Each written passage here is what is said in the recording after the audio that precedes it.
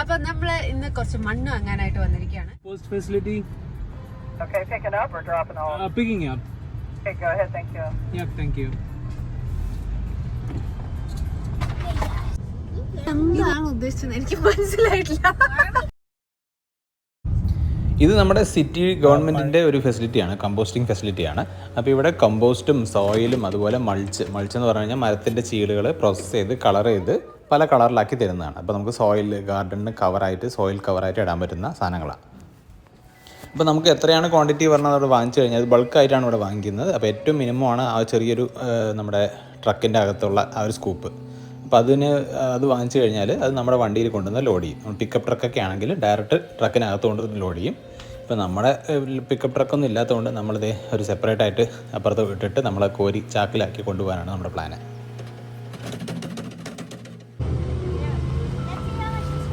Cooling glass ഒക്കെ വെച്ച് പണിയെടുക്കുന്ന നമ്മുടെ പണിക്കാർ.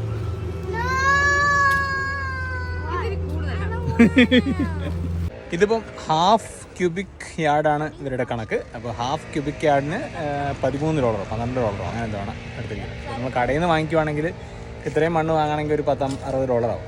അപ്പോൾ ഇവിടെ നിന്നാണെങ്കിൽ നമ്മുടെ ഗവൺമെൻറ്റിൻ്റെ സാധനമായതുകൊണ്ട് കുറച്ച് ലാഭത്തിന് കിട്ടും.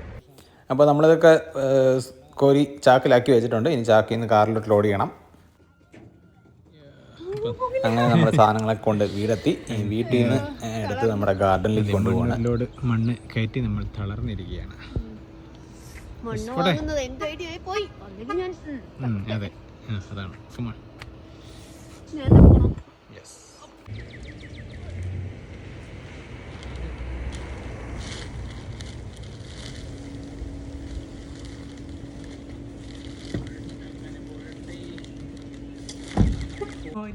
ആരിവൻ കല്ലും തൂക്കി പോയിടുന്നു.